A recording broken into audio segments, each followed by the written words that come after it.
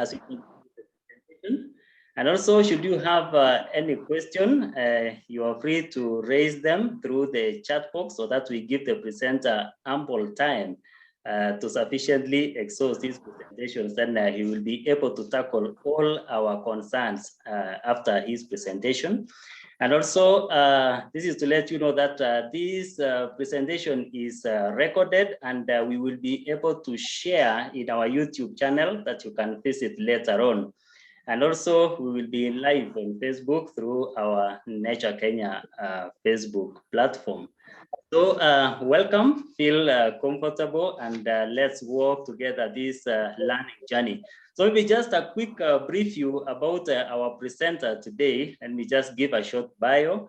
That Nahashon Mugao Kiania is a research scientist in forensic entomology, acarology, and taxonomy at the National Museums of Kenya and at the Directorate of Criminal Investigations, DCI, Kenya.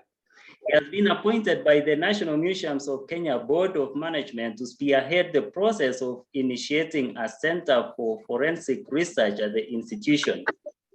With the DCI, Nahashon is compiling a database on the carrion communities in Kenya. That's a brief bio of our speaker today. And without wasting my time, let me welcome him on stage. Nahashon, karibu sana.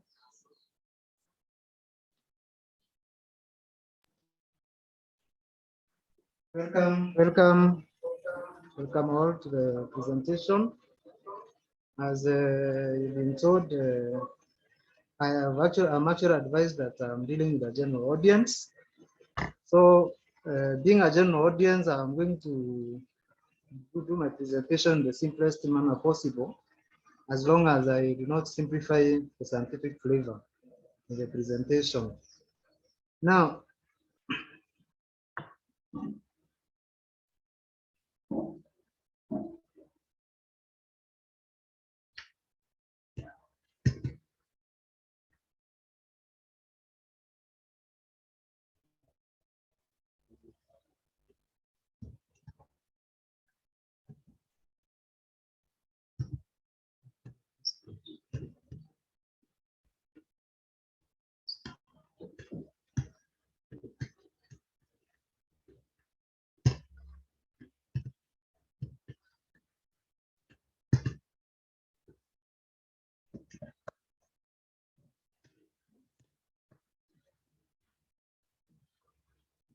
sorry for the technical hitch there. So that is my simple bio, even then my contact details. Now, on the topic of today, I want to start with a brief introduction, whereby I'm going to explain a simple scientific classification of arthropods. Now, briefly, in science, all living organisms are classified into two broad categories. We have animals and plants. Now, animals are further classified into vertebrates and invertebrates. Now, the invertebrates on which our talk is based include those animals that have no backbones or lack backbones. Now, further, the vertebrates are subdivided into taxonomic units or groups known as phyla. Now, the phyla of interest for us today is Phylum Atroponda. Atroponda includes those organisms with jointed appendages or simply jointed legs. Now, there are basically four groups of Atroponda. We have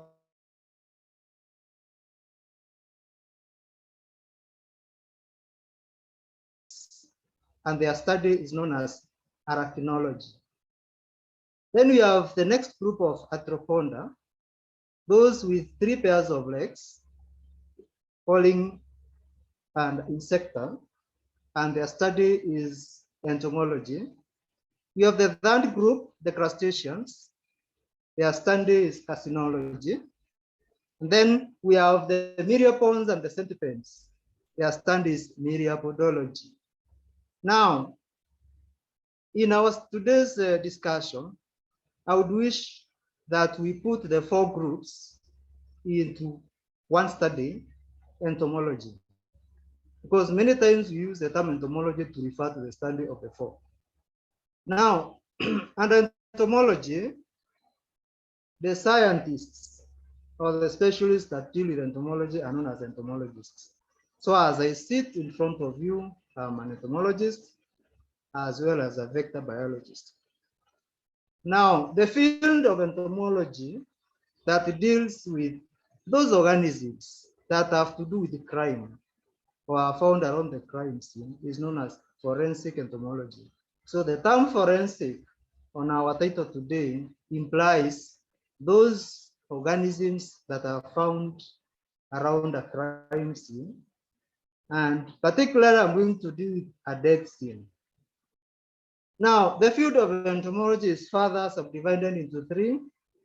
We have stored products forensic entomology, and this one implies those arthropods, the study of those arthropods that are found in or around stored products. For example, it is possible to find an insect or an arthropod in canned meat, in canned products like caddies, etc.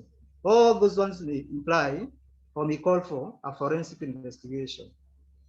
Then number 2, we have urban forensic entomology, which implies the study of those arthropods found in the dwelling places. For example, it is possible that in our dwelling places, there are new pests or new insects that have never been found in your house. So again, that may call for a forensic investigation and probably even call for a prosecution. Then the third type of forensic entomology is medical legal forensic entomology. This will be the basis of our discussion today. And this is the type of forensic entomology that deals with arthropods found around a crime scene. Like for example, when a dead body is found at a place, quite often, or actually in almost all cases, you will find insects infesting the body. So that study is known as forensic or medical legal forensic entomology. Welcome to the discussion. Now, my background of the study today begins very simply. Many of us have slaughtered an animal or bought fresh meat. Now, whenever you have fresh meat in your house, the first visitor is usually a fly. And if you keep that meat for some time, then you start getting other visitors. So most likely the next visitor will be a beetle. So when an animal dies, therefore, you realize that insects, the dipterans are those flies with those insects with 2 wings. The house flies, the flesh flies, the blue flies. We will find blue, green, black housefly, a kind of house flies or flies on the meat. Then we have the hard, those insects with the hard wings on the surface. Those are the Coleoptera or the beetles.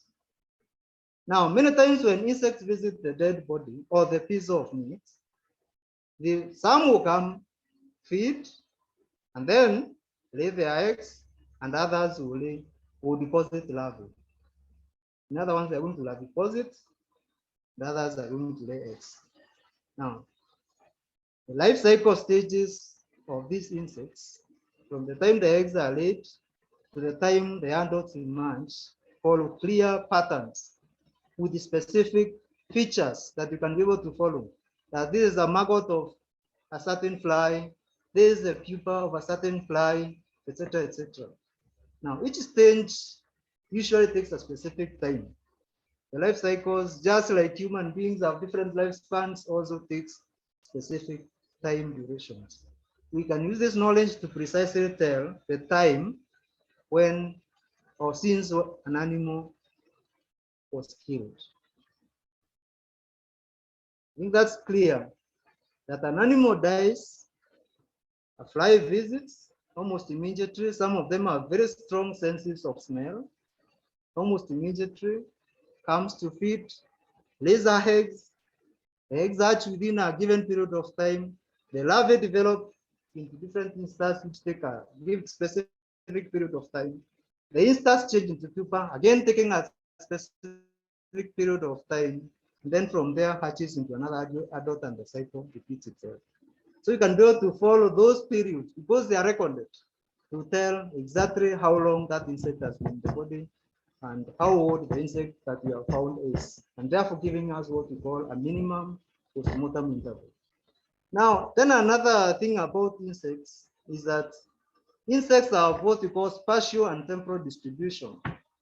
This one means that now we have insects in different parts of the world being distributed at the different times of the year.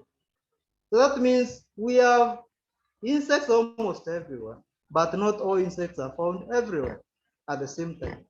So by following the faunal distribution of insects, we can be able to know which insects are we expect to find on dead bodies that are collected wherever. This information is very critical because it will tell us many things like where a crime was committed and how it was committed. For example, if a body is collected today at the National Museums of Kenya, and then the insect we find is not found in Nairobi, anywhere in Nairobi, it's probably found in Mombasa. That insect has never been found in Nairobi at this particular time of the year. Then most likely we conclude that the organism or the human being was killed in Mombasa and transported to Nairobi. How the death occurred, the insect can also tell us that. For example, through simulation experiments, we can be able to tell whether a body had been concealed before the insects found it. Many times murders are committed, body concealed in a bag or in a freezer, and then revealed later. That time that the body is revealed to insects is the time that we are going to use to assess the time of insect activity. And so we shall be able to know that although we have the time of insect activity being reviewed after concealment, then the rate of the stage of decomposition of the body will still tell us that that body is older than the time of colonization of the insects. So we are learning how the body or the death may have occurred. Now, the skill and the knowledge is being applied in very many jurisdictions in the world. For example, most of the Western countries in Asia, countries in Europe, and the Americas are using forensic entomology a lot in their criminal justice systems. In Kenya, this knowledge has still not found root because entomologists probably have not found that very easy or possible. Not many entomologists have taken advantage of the knowledge to use it in our criminal justice system. So this talk helps us to open a new frontier in science, which can help us resolve serious crimes like murders and homicides and what have you, of all sorts. Now, on the next slide, I want to briefly go through the role that an entomologist can play in a forensic investigation. And I want to say that all criminal investigations are guided by the principle known as the Locke's exchange principle. And this principle clearly states that every contact leaves a trace. You can never go to investigate a crime if you are not sure that you might find the evidence, however trace it may be. So insects colonize almost all habitats on Earth, including most crime and or death scenes. I said that earlier. Any habitat on Earth or any place on Earth that a human being can live on, then you are most likely to find an insect. So that means when a crime is committed, you most likely find insects around the crime scene. So that means wherever the CSI experts, criminal scene of crime investigators are going to collect evidence from a scene of crime, then insect evidence should be part of what is collected. As they collect blood samples, they collect fingerprints, as they collect body parts, as they collect hair, etc., etc.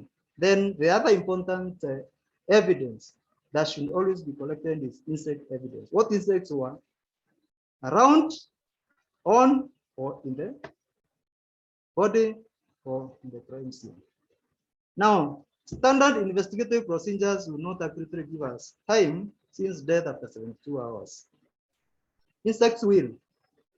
And as I explained earlier, 3 days after the death of a body, it is possible to use anatomical physiological methods like alga, liver mortis, etc., to tell how long the body has been dead. That is before the lapse of 72 hours. After 72 hours, decomposition starts in habit. It is impossible to tell when the body has died. The only sure way of determining death, the time of death after 72 hours, is insect evidence. So we have no option. In most jurisdictions in the West, as I explained earlier, wherever a murder has taken place over 72 hours, insect evidence must always be provided if that case is to go successfully through litigation. Now, insects will also tell us the circumstances under which an animal or a human died. For example, those blood-sucking insects, those are the ones, that's what I'm calling to as hematophagy. Blood-sucking insects collect DNA, or they keep DNA in their blood, in the blood that they have sucked from their victims. So, for example, if death occurs in an hotel room, then a CSI expert who has knowledge of insects or entomology will simply sample the insects in the room and carry out a DNA analysis of the blood samples in the guts of the insects. It is most likely that the blood samples will be able to link up both DNAs of the victim and the suspect. That is a very good evidence for prosecution. Concealment. In cases of concealment, as I explained, then if a body has been concealed for some time, again, insect evidence will be able to tell us that. Buried bodies, many times people will kill and in a hurry go bury the bodies. We have flies, we call them the scatterflies. They're able to bury deep into buried bodies and feed on them and make families in the bodies, those dead bodies. Scatterflies will be able to tell us where a body has been buried. That's one example.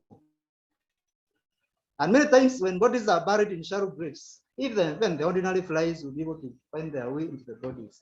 And still, that's very, very important in discovering of bodies that have been buried. In aquatic environments, we still have arthropods, aquatic arthropods that feed on dead bodies in water. So we can again be able to sample those aquatic arthropods to tell us where there is a concentration of such arthropods, for example. We shall be able to know that probably a dead body has been here or is around that place. Occasionally, insect evidence may lead to other lines of investigation. Like, for example, in the cases I've been reading, case files that I've gone through, you will find whereby someone who had been falsely jailed because evidence wasn't sufficient, being acquitted after insect evidence is provided. It is also possible to convict a suspect.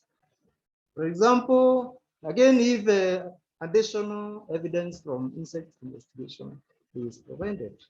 In civil cases, we have cases of people seeking insurance compensation, maybe after their relative has died. In serious jurisdictions, developed countries, for example, such cases will require serious litigation and what have you, and insect evidence can actually come in handy in most cases. As a forensic entomologist becomes increasingly involved in the judicial system, he or she will gain experience on the procedures necessary to make his testimony. Forensic entomology will be quite new, course, we are introducing it in our country. Something Egypt, Nigeria, I've seen cases recorded from Nigeria and what have you.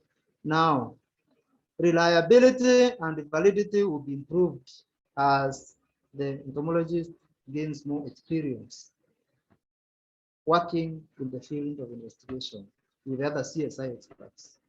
The utility of entomological evidence in legal proceedings in Kenya and the region is poor. Actually, there are very poor cases. I am only aware of one, although it is not documented, whereby insects had been trafficked. So an insect trafficker was captured in the airport and the insects were brought to the museum, identified, and the case convicted in Kenya. It's really not documented, but I have records of the same. There is need to anchor insect or entomological investigations into the Evidences Act, Capital Laws of Kenya. Because we have to give it more credence and make it more admissible into our judicial system. Further, if entomological evidence is to have any impact on the outcome of litigation, it is somehow must find its way into the proceedings. The forensic entomologist must be part of the investigating team. So really, unless we train our police officers, for example, because most of the time it is the police officers interacting with the crime of scene, with the bodies, at the morgue and at the crime scene, then unless we train them on how to properly collect and preserve insects for proper identification, then entomological evidence will never have any impact in our litigation system. And to make it better then, to make it stronger, we have to have an entomologist or entomologist included wherever there are death or criminal cases involving death in our country. So an entomologist and of course other scientists may be important participants in investigations. Now, the authority of forensic entomology as an important source of evidence.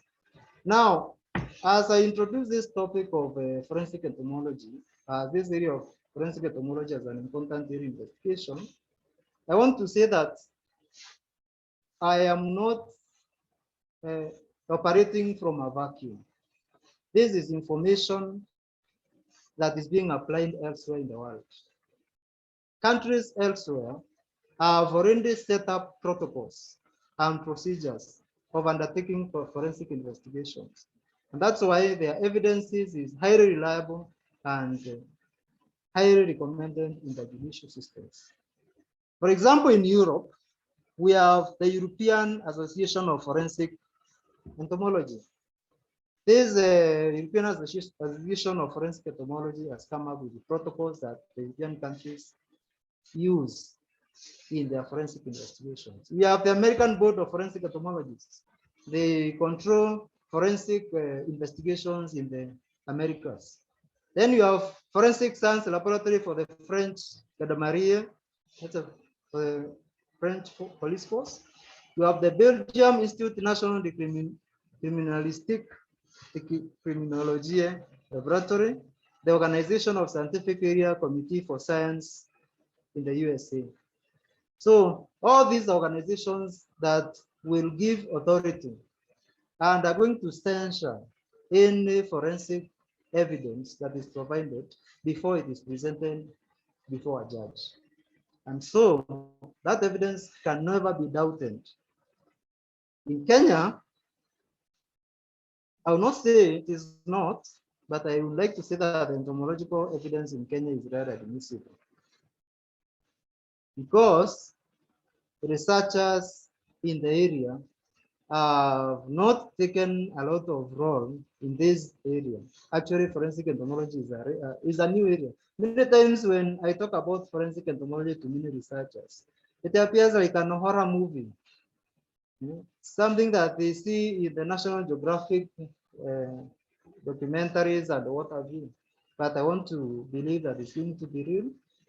And we are also going to have a professional organization in Kenya and the region to guide us on how we process forensic entomology evidence for admission in our courts. Now, I want to take you through some science on what happens when a body dies and how we extract evidence that can be presented as or in the courts for litigation. The first important role of a forensic entomologist is in the estimation of the postmortem interval. In other words, time since death. I told you earlier that it is only a forensic entomologist who can tell when a body dies after the body has rested for over 72 hours.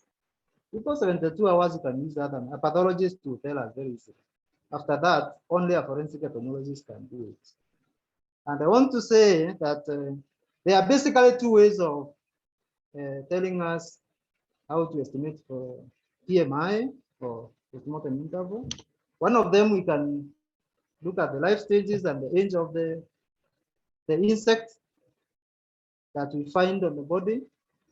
And the next one is to look at the successional patterns of the insect found on the body. The first method, that is by looking at the life cycles of the insects that we find on the body, is usually reliable when the corpse has been found within a duration of 1 month. After 1 month, most of the primary invaders, the insects that come and they are like the dipterans, will have completed their life cycles and left. And they will have nothing else to eat on the body. The body will almost have undergone advanced decay. They will have nothing to eat. So other insects will be there. So the other method is useful when the body has been at a location for more than a month. Now, when we are estimating PMI, there are these 7 important factors we look for. Number one, that the development of insect is controlled by temperature. So the temperature at which we rear the insects and the temperature at the crime scene should always be regulated. If you want to know how long an insect life cycle will take, or how long an insect will take to grow, to change from one stage to the next, then the insect that we collect at the crime scene should be maintained at the same temperature at which the crime scene was at the time of collection. You can't collect it at 25 degrees Celsius, for example, then come in the lab and incubate it at 20. You get discrepancies. Number two, now we already have published data sets on laboratory studies showing us how long the growth of an insect will take at different temperatures.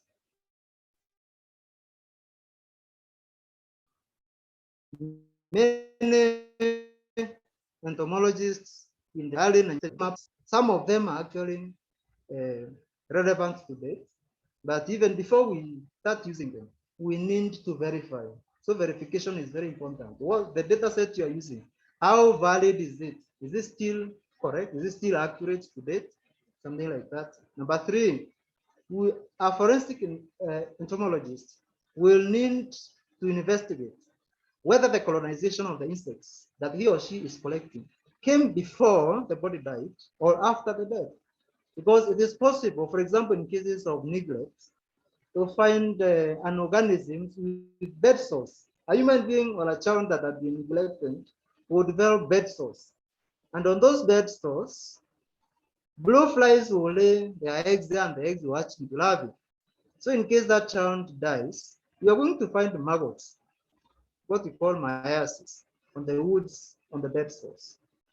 And after death, of course, new blowflies will come in and lay eggs. So as you go to collect those insects, you need to make a clear determination of whether the insects you are collecting occurred before the death or after the death.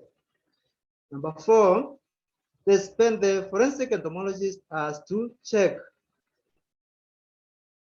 whether the insects that were collected are those that were formed on the body of the organism after death, or they are simply incidental. By incidental, I mean, for example, there are places, like in cases of serial murdering.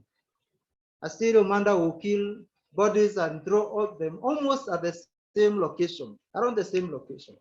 So it is possible that once a body has been deposited, then any other body that comes will most likely be infested by insects, colonies, or communities that were in the other body. And it is possible to collect an insect that may not necessarily be related to a body because it is simply straight, or maybe it's a pupa, advanced stage pupa that is looking for a place to pupate, so comes closer to the new body. So a forensic entomologist has to be very clear on the place where that insect is being found, or where the source of that insect. Is it from the older body, or is it from the body that is already in situ? Number 5, the forensic entomologist, when still calculating PMI, needs to look at the time of colonization. Many times, flies are active during the day. You have to find flies that are active at night. Although there are some, like some Lucidia species, are known to be positive even at night. So when a body or when an organism dies, an animal dies at night, it is rare to find flies hovering over it. They infest it early in the morning. So in many cases, when we are determining minimum PMI, again, we ignore any data from nocturnal reposition unless we have evidence that reposition took place at night. And then we also have to rule number 6, any degree of concealment, because the body may have been concealed. And then we may make a mistake that because we have found insects that maybe first or second instar or blowflies, we assume that that body is just as old as that stage that we have found. So it is going to investigate that and be sure that that body was actually infested almost immediately after death. Otherwise, it is possible to make a mistake during our analysis. And then number 7, the faunal succession patterns on, in, or under the body can be used in estimating colonization intervals as long as the spatial temporal distribution pattern of the Atroponda is well understood. In Kenya, for example, and in most cases in Africa, we do not have this information of carrion communities in our country. We don't know what communities of insects infest dead bodies. And so it will be difficult for any forensic entomologist to do today to sit in a lab and tell us that this beetle came or infested the body 2 days after death, 5 days after death, 2 months after death, etc. This is work that needs to be done. We need to fill in the gap of the faunal succession patterns in the country. Next slide is on the guild structure in carrion communities. Now, whenever an organism dies, the organism creates kind of a microenvironment. It creates a new habitat. That habitat with different species of insects. And those different species playing different roles and occupying different spaces on the carrion. Now, those different species occupying different species playing different roles form what we call a community. And in each community, the different species are playing different roles. Those different roles, we call them guilds. And so I want to give you 4 guild structures, 4 levels of, or 4 guild structures in all carrion communities that have been located wherever. The first guild structure are those we call the primary invaders. Immediately a body dies, there are those insects, I call the dipterans, basically. The blowflies, the blue, green, some black flies, with very acute senses of smell. You smell death over a very long distance, then fly to look for it. And when they reach the body, they use their eyes to locate it and land on it. We call them primary invaders. And these ones are necrophagus. Necrophagus means they come to feed on the dead body. Come to feed on the dead body. Some lay eggs, others deposit larvae. Those that lay eggs are seen to be oviparous. Those that deposit larvae are seen to be ovoviparous. And then that's the first guild. Number two, we have those insects or arthropods that come to the body just a few days after the primary invaders.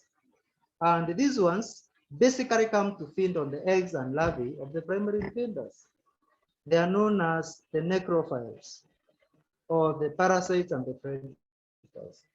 And these ones basically include the coleopterans, the beetles, and even some diphtheria are known to feed on the eggs and the larvae. And then the third guild are the omnivorous species.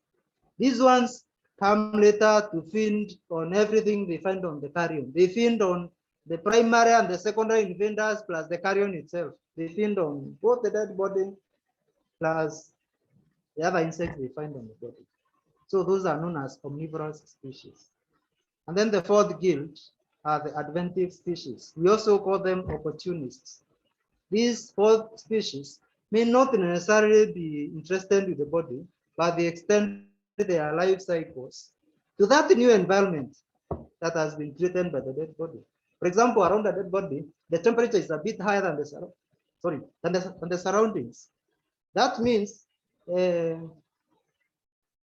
poikilothermic organisms, insects, will tend to move to a cooler, to a warmer place. So they move to the body to seek for heat, for warmer environment. We have fungi or fungi. These ones will come to feed on any rotting substance. When the body dies, blood seeps off. And since blood is a very rich substance, other organisms will tend to grow on that, around that environment. Fungi will grow on it, they're opportunists. We have other insects still falling under adventive species, like the acari. They might, sometimes you even find ticks. Some of them are antemortem. They were found on the body even before it died, and they never left. And then we have other organisms that, of course, disappear from a place once a body is deposited there. So, like the coleborans, they are absconding organisms. So all those are adventive species. Now, of the four guilds, the most important guild for forensic importance is number one. Those are the necrophagous flies, the Califoridae, the Musidae, and the Sarcophagidae. Very, very important, because their arrival at the time of death is so important. They almost arrive immediately, within hours of death. And so we can go to follow their life cycles to give us exactly how long the body may be dead. Number two are also important for forensic importance because they may delay the process of decomposition. Because when they come and start feeding on the larvae of the primary invaders, then it means the process of decomposition will take longer. The body will be at the site for a longer time. And again, that again will have some forensic importance. Another important field in forensic entomology is what we call entomotoxicology. Now, entomotoxicology is a branch of forensic entomology that deals with the analysis of maggots, empty puparins, or exuviae, or skin casts for accumulation of toxins. Now, certain antemortem chemicals affect the growth and development of insects. The use of pupal cases and larval skins allows investigators to detect toxins in body years after death. So entomotoxicology simply means the use of insects to tell us whether death occurred through poisoning. Because poisons will be recovered from parts of insects, just as they tend to accumulate in our cells or in our bodies, and they can be recovered. Then the same case would also apply to insects. So we can recover those toxins like sedatives, opioids, alcohols, stimulants, narcotics can be recovered from insects. So like the police are very important. They are very interested in narcotics. Narcotics trade is a dominant trade in the world. Yeah, narcotics like cocaine can actually use insects. We need to carry out investigations to find out what other more chemicals or poisons can be recovered from insects. Actually, something else very important, again, on entomotoxicology, is that even when a body died long time ago and decayed and skeletonized, we can still be able to use the empty puparies and the skin casts of insects to tell that that body died from poisoning, because the poisons will still be found in those casts. So it's an important and a new area, an important area in forensic entomology. Now, very important here is the collection, because the whole discussion should be about collection. I said earlier that whenever CSI experts visit a crime scene, then his main role should be to collect evidence. So just as the evidence on fingerprints, evidence on blood, evidence on all the other things that we collect is taken seriously, collection of insect evidence should also be very stringent. The eggs, the larvae, the pupae, the adult is very important.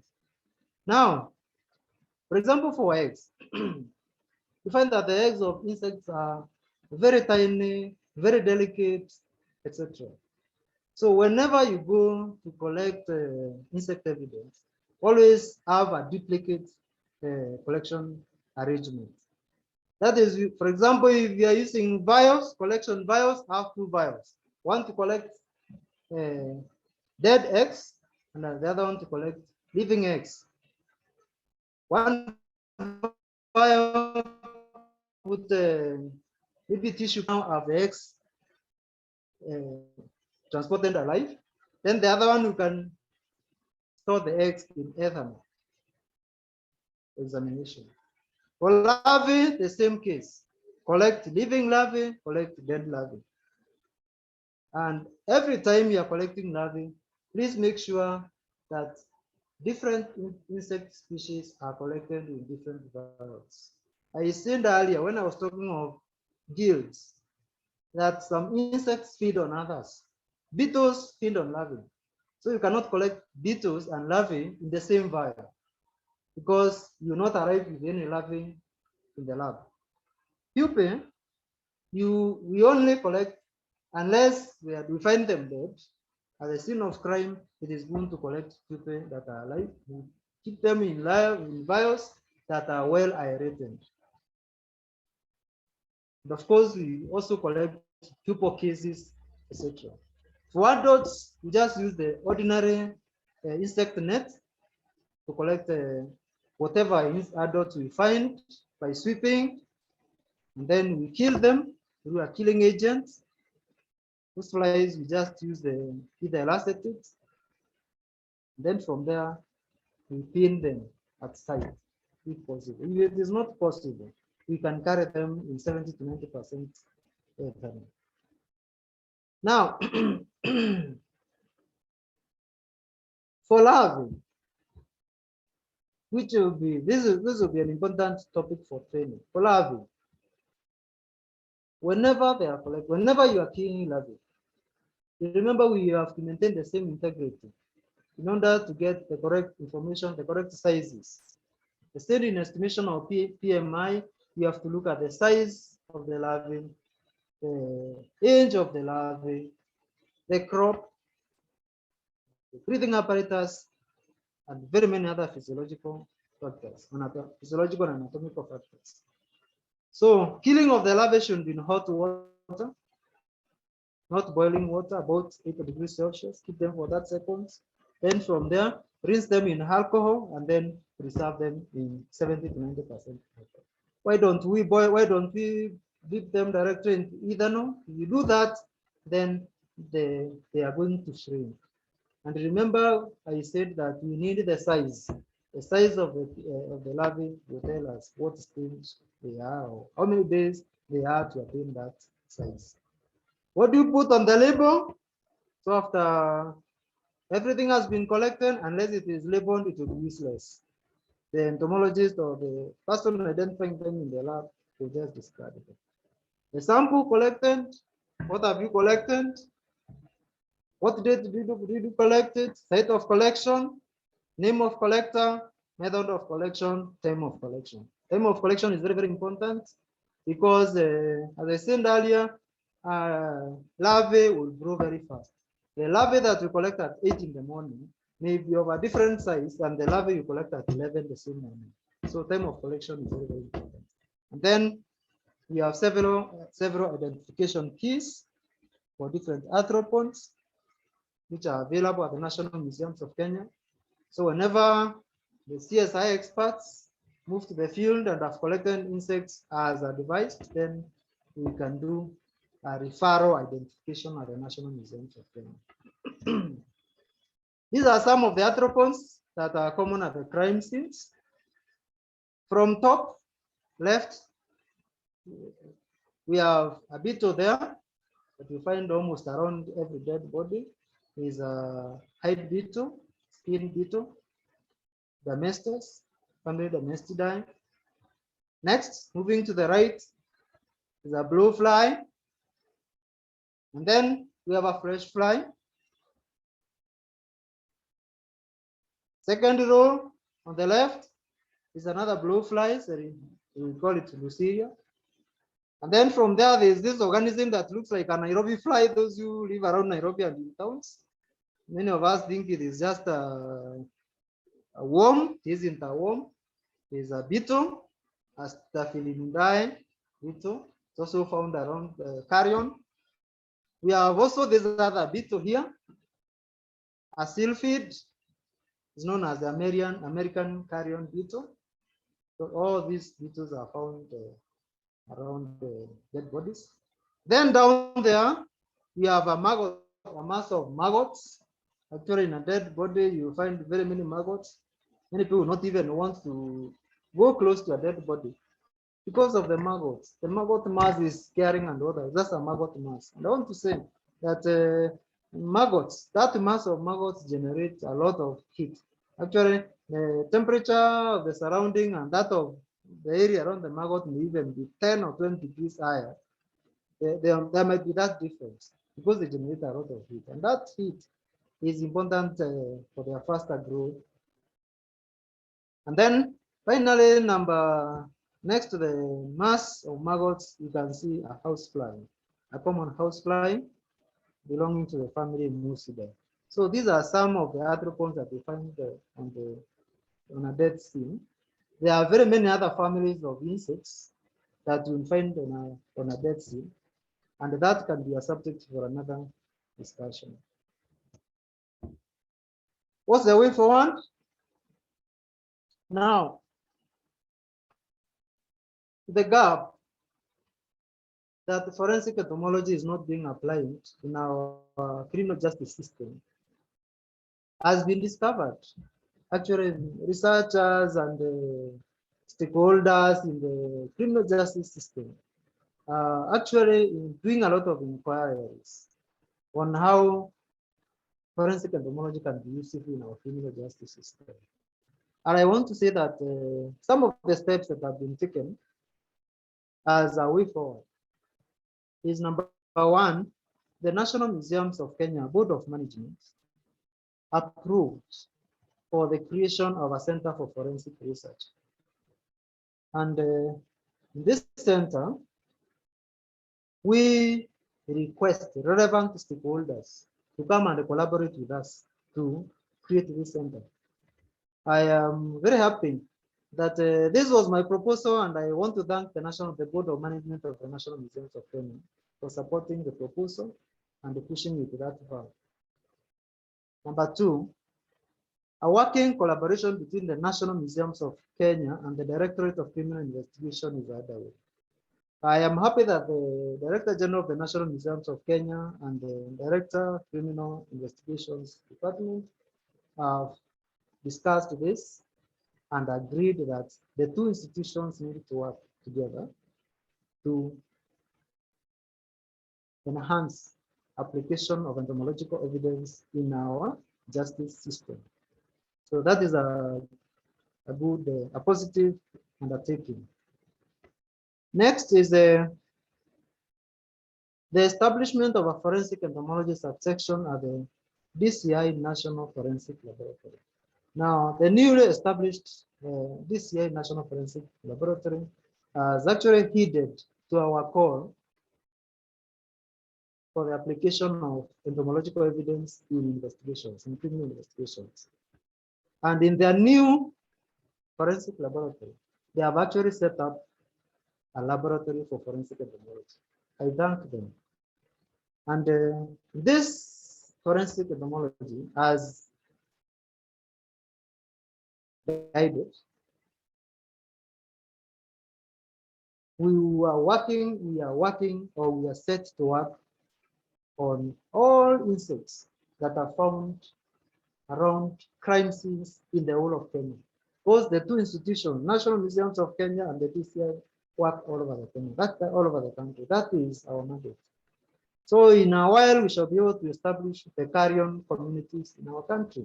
And that will be very, very important, because whenever bodies are collected in any part of the country, then we shall be able to, with a very high degree of precision, tell which insects are likely to be infesting that body, how long their life cycles are taking, and then we shall be able to have very clear evidence to take to the courts. Now, currently we have no entomological cases in Kenya, and so I could not actually be able to cite a case in Kenya, because I am actually proposing that we start applying entomological evidence in our courts. But I have a case, a very interesting case here from Germany. There are very many other cases I can cite, given time and space, that the audience I will present for the sake of this presentation. I'll present this case in Germany. I just read through it. According to Bulgaria and others, 2017, a 40-year-old female and her children of German descent were found completely burned in a burnt-out car. All bodies showed a degree of destruction by fire consisting to a level 3 of the Crow-Glassman scale, an early stage of insect activity. Toxicological analysis were performed on soft tissues and body fluids still available. The results were positive for diazepam and its metabolites only for children, with blood concentrations consistent with therapeutic doses of benzodiazepines. CCTV cameras from the house of the victims confirmed sedation prior to death, recording the mother administering some drops of sedative drugs into a soft drink, then offering it to the children just a couple of hours before setting fire to the car. Based on autopsy findings, all victims were still alive at the time of the fire. The cause of the death was determined as carbon monoxide poisoning and fetal thermal injuries by fire. This case has a special focus on entomotoxicology and the potential role of insects in death investigations of burnt bodies. It demonstrates that in burnt bodies, arthropod colonization can be quite immediate after the fire is extinguished. Toxicological analysis performed on larvae actively feeding on the children's bodies were positive for diazepam and its metabolites in small amounts. The larvae collected from the mother's body were negative. These data, according to the autopsy findings and the toxicological results from the victim's blood and tissues, supporting the subject's accusation of an unlawful sedition prior to death. This is a common behavior in maternal filicide. So that's a case of a mother killing her children by simply administering a sedative to them. So I don't know. We have very many cases of family disputes these days. So this mother gets very annoyed, probably with the husband or with the man or with the life or whatever, then decides that enough is enough. She should go and she will go with her children. So because she didn't want to experience her children crying from the pain of the fire, she decides to sedate them at first. So buys a sedative, diazepam, puts some drops in their drink, gives them to take. Then when they start falling asleep, takes them one on the left, one with the left hand, the other one on the right, handles them in the car, locks the doors of the car, and sets the car on fire. Then, of course, because of excessive fire, both of them are consumed and they die. Soon the villagers or maybe or the police realize there's a fire, they put it off. So that the bodies that are found in the car, the parts of the body, fleshy parts of the body that are left in the car are infested by flies, the blue flies. So the investigator, the forensic investigator comes to the scene, collects the larvae, the blue flies, and analyzes them for toxicology and also for their age and what they are doing. From toxicology, it is found that the blood of the children contained diazepam. That of the mother did not contain diazepam. So that clearly demonstrates that insects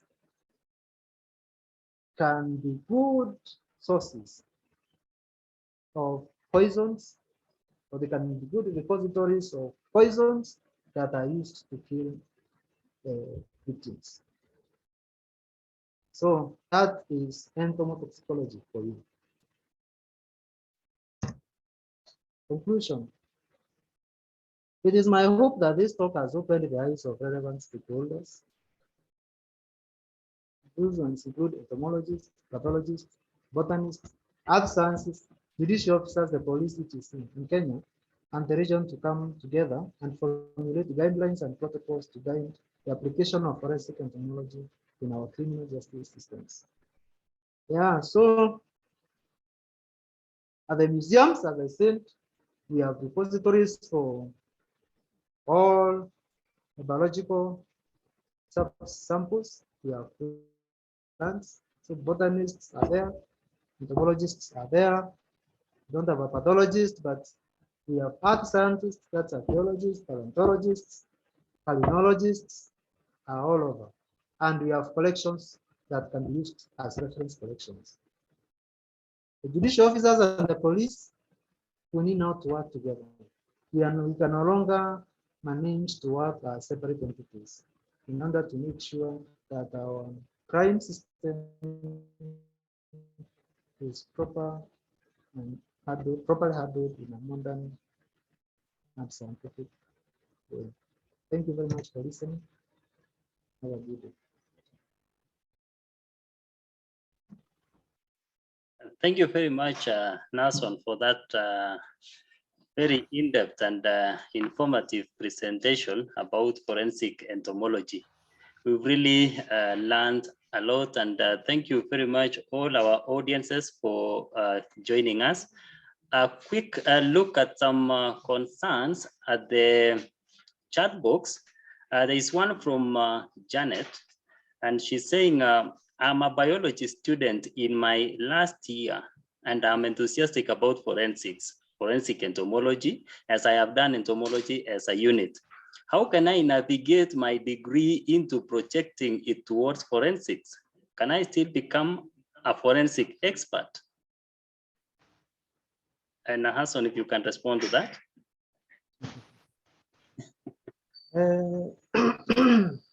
Okay, to respond to that, I would say, I know there are a few universities in Kenya offering the course forensic entomology. I know KU is offering forensic entomology.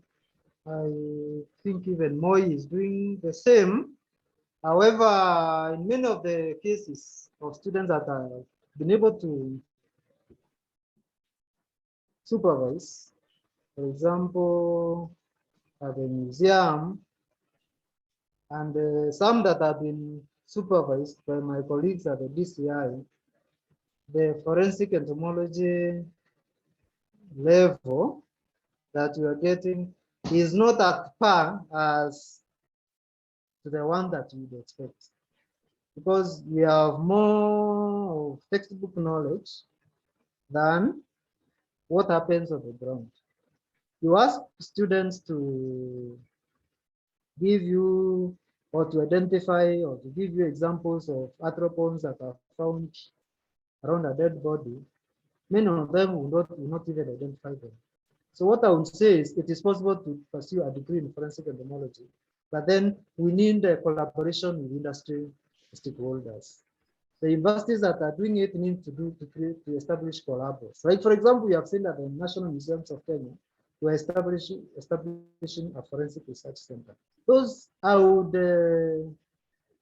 extend a hand to those universities offering forensic science to collaborate with the National Museums of Kenya, so that the National Museums of Kenya can give the practical aspect of the research, the studies, as the universities offer the knowledge part of it. Okay. Yes. Thank you for the response.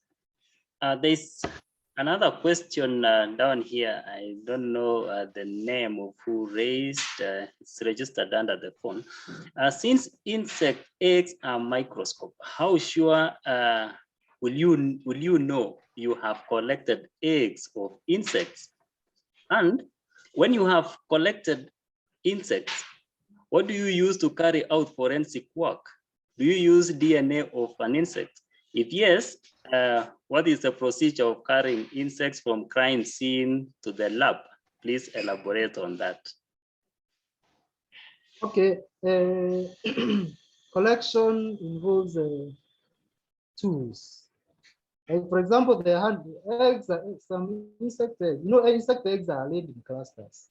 So you'll find the cluster. Actually, it's difficult. Many times, the blowflies, for example, will lay their eggs in clusters, and they'll lay them around body orifices or around the wood or carpet surfaces. So clearly, you'll be able to see the clusters, and you'll be able to collect them with a brush, a camel brush, the small paintbrush, wetted on water. So you can be able to sweep from the surfaces. On the part of how you carry the specimen from the field for analysis in the lab, there are a number of ways that you can be able to analyze that. Macroscope, number one, we can, for those specimens that have been killed, especially the adults, we can go to identify them using identification keys. We have taxonomical keys for all Diptera, taxonomical keys for all Coleoptera, and all insects that are found around crime scenes. So we use the keys. You just identify, most of the insects are macroscopic. You can see them, and you can be able to see the features and use taxonomical skills to know which insect is which.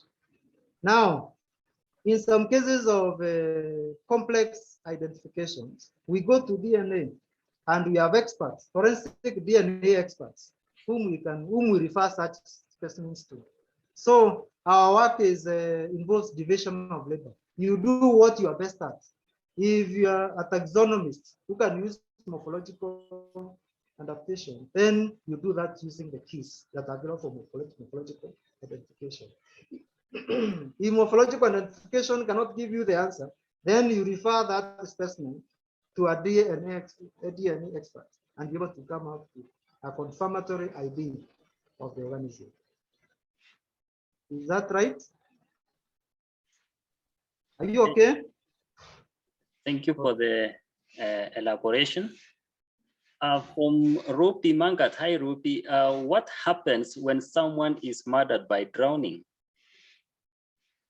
Yes. There's a question from Rupi Mangat. What happens when someone is murdered by drowning?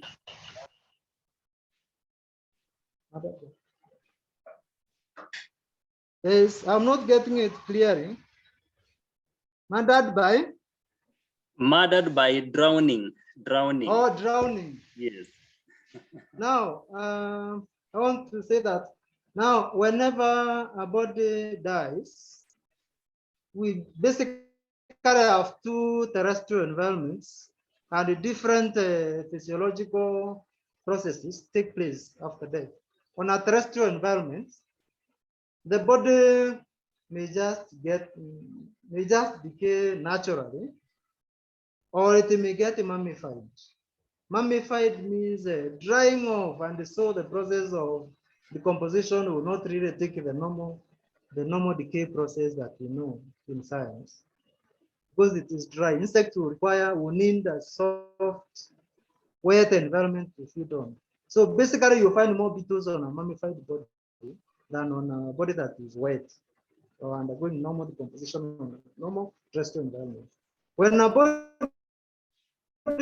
drowns, then in addition to those two, which are also possible, we have saponification. Now, in this one, the fatty tissue gets disintegrates in a way, and then those parts, some of the parts will start floating. Those parts of the body that will float will normally undergo the normal decomposition by terrestrial arthropods. Those other ones that are submerged, there are also organisms in the water that act on them. We have an area of forensic science known as forensic criminology. A forensic criminologist will be able to tell us what bacteria, what crustaceans, what organisms are found in water to act on that body. So, following those organisms, then you can be able to tell either how the body died, where it died, etc. So that's what happens to a body that has been drowned. Okay, thank you for that explanation. I see Ian Gordon have raised his hand. Maybe if Ian, you can hear us, you can unmute and raise your question. Thank you. Can you hear me? Yes, we can hear you. Good. First of all, many thanks, Nahashon, for a very detailed, every point concisely made, and excellent recommendations at the end.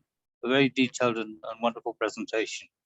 And I'm sure everybody totally agrees with you in your recommendations for the use of forensic entomology in the criminal justice system.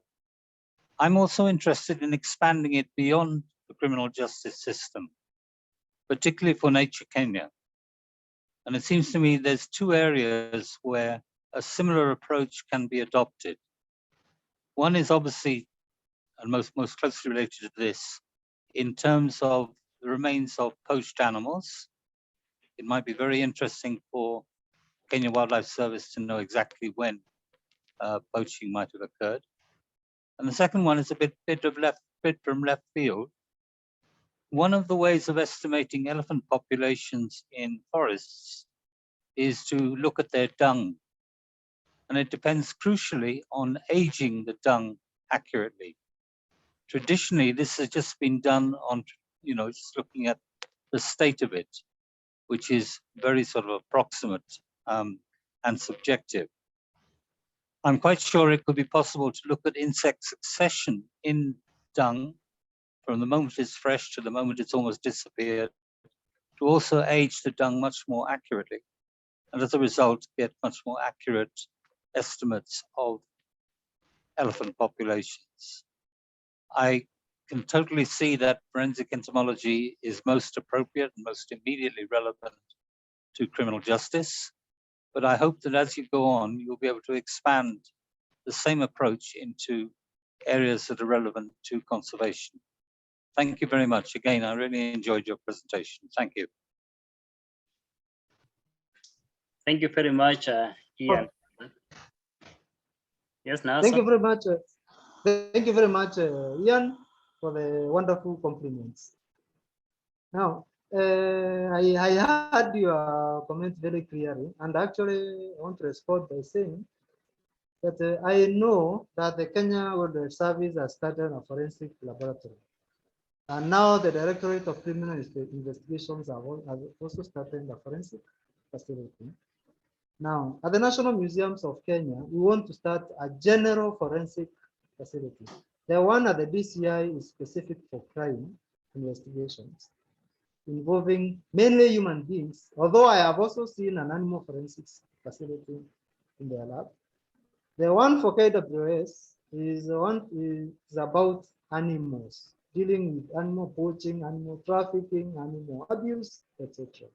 So your input on poaching is very, very important, because many times you find that our animals die, and the only investigation that can be carried out to identify the poacher at the KWS forensic lab is DNA.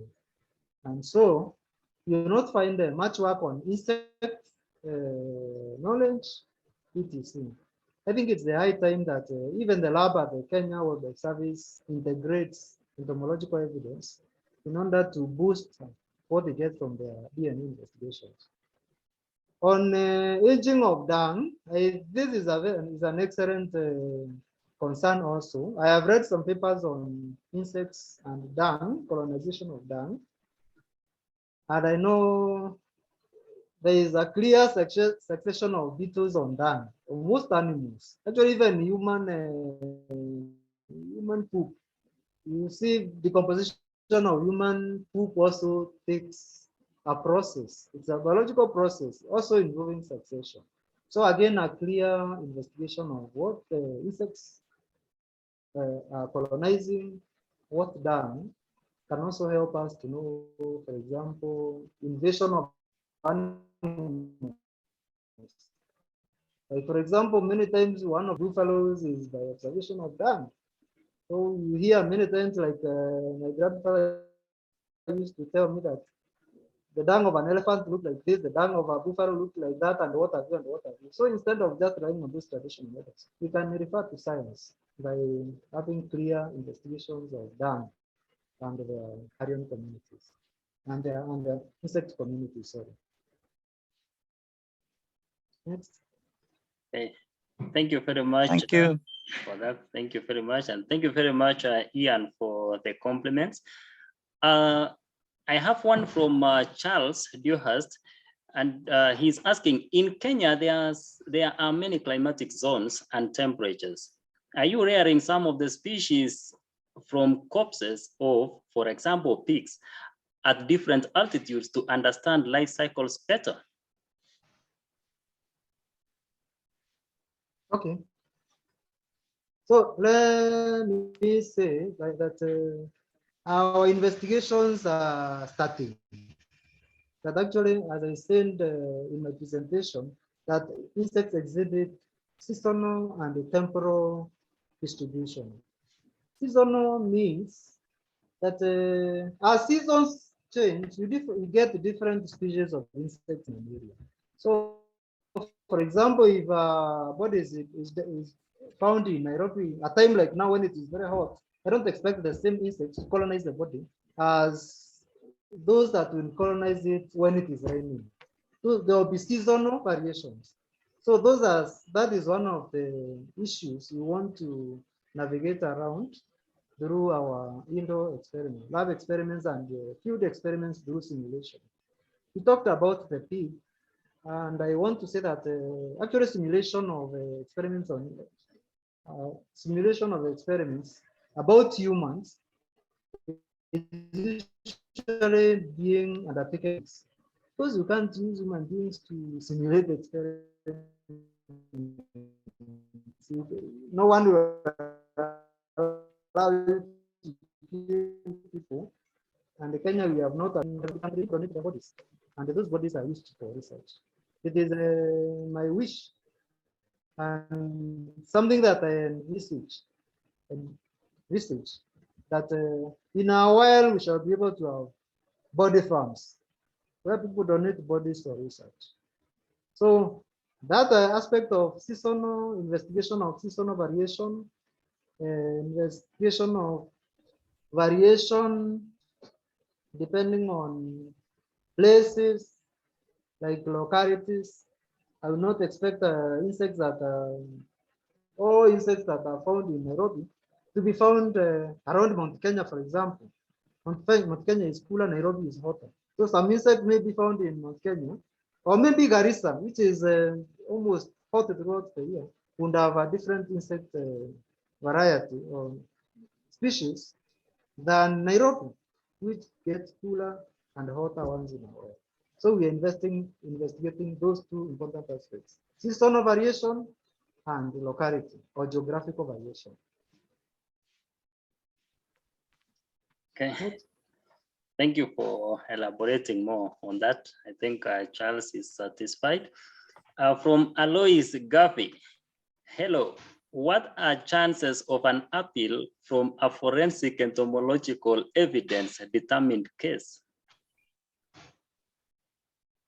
What are the chances of appeal?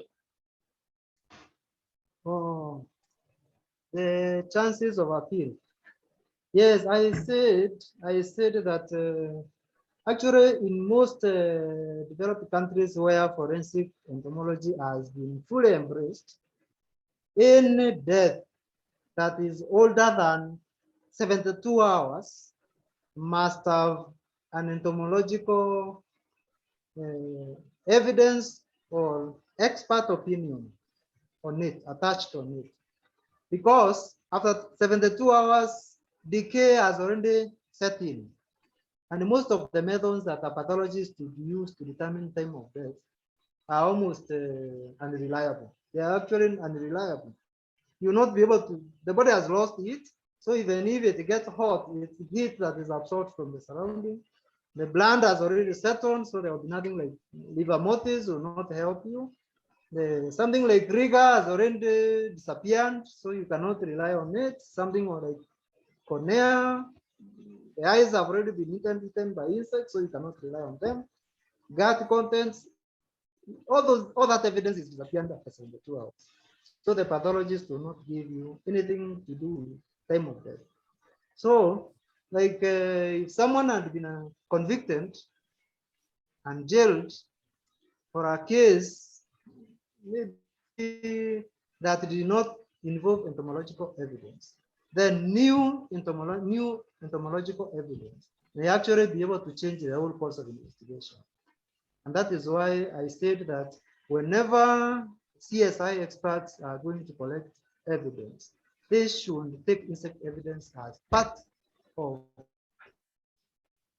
the rest of the evidence that they are collecting.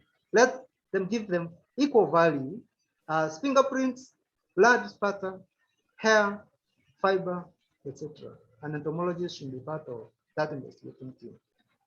So an appeal is tenable as long as an entomologist or entomological evidence was properly processed. Thank you. Okay, thank you very much for that. I think when you are responding to Charles' concern, he was out of network. He sent his apologies that he's sorry, the network connection has broken down, but he'll check on the responses later on in our YouTube once we upload. And he has given his thanks for a really interesting talk. So thank you each and everyone for the interaction that we've had throughout this session. That's really been great. I see we are just within time. It's now a minute to 3:30, the way we had really scheduled. So not unless I have locked someone out.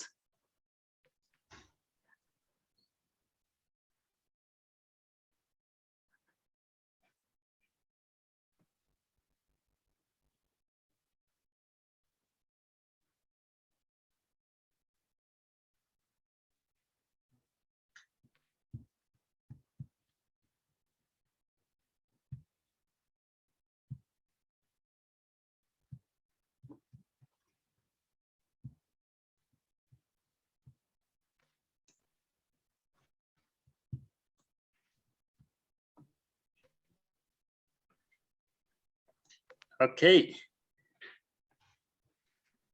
Thank you very much, everyone. And maybe just some few announcements to make. You are free to join us for our Sunday Birdwatch, which this Sunday we are doing it at Ngong Road Forest Sanctuary from 8:30 a.m. And we are also underway in planning for next month, as in April, another virtual talk for our members, which we will communicate in our NatureNet newsletter at the course of the month. Thank you very much, each and everyone, for joining, and have a nice weekend ahead. We can leave at our own pleasure. Richard, hey.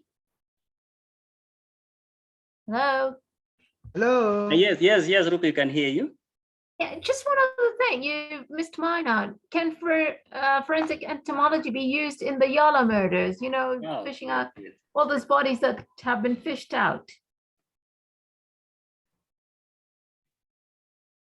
Oh, forensic entomology for the yellow bodies. Yeah. Yeah, the forensic and now it may be late for now, because most of the insects that were found on those bodies when you were killed have already completed their cycles and left and going to be on either the third or even the fourth cycle. However, I don't know, maybe if there was poisoning, if there could have been poisoning before murder, then we can be able to use the knowledge of entomotoxicology. But determining time of death and the killer using entomological evidence at the moment is time bad, in my opinion. We can be able to determine whether someone was poisoned. That's right. Okay, so just one last question. In the case of terrestrial murders or killings, is there a time frame for forensic entomology? You know, after maybe 1 year, can you still use forensics, entomology forensics, or not? I said that for the first 1 month, you can be able to tell time of death by studying the life cycle of insects that are found on the body. Then after that, with a clear information of carrion community succession, how the fauna, the insects succeed one another during the stages of decomposition, it is possible to tell with some accuracy how long the body may have died, because we have insects colonizing the body even at the stage of skeletonization. You know, death basically occurs in 5 stages. There are 5 key stages of decomposition. We have the fresh stage, which takes about 2-3 days.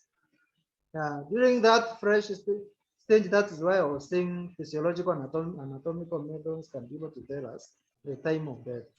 And then from there, we have the bloated stage. The body tends to swell like a ball due to the putrefactory stage activities taking place as a result of bacteria and the maggots in the body. And then from there, the bloated stage collapses after insects make holes on the body and the gas disappears. We come to the early decomposition stage. We still have insects, new insects coming up. And then after the early decomposition stage, we have an advanced stage. Again, we have the older insects maturing and leaving and the new ones coming. And then after the advanced stage, we have the skeletonization stage. This is now where we find the hide beetles coming to feed on the skin, the hair, any collagen or any connective tissue that may have been. Can you hear me? Okay. I have internet connection problem. Okay. So I am saying that in each of the 5 stages of decomposition, we have older insect communities living new communities coming in, all the way up to skeletonization. So we can actually be able to establish through forensic entomology how long the body may have been dead, even if what we have are skeletons. Thank you. That was a really interesting presentation. Didn't even know this field existed. Yeah, hope to meet you at some point. Thank you very much. Thank you, welcome. I also hope to meet you soon. Okay, thank you very much, Ruby. Thank you very much. So to all our audience, have a great weekend ahead, and thank you very much. We can leave at our pleasure.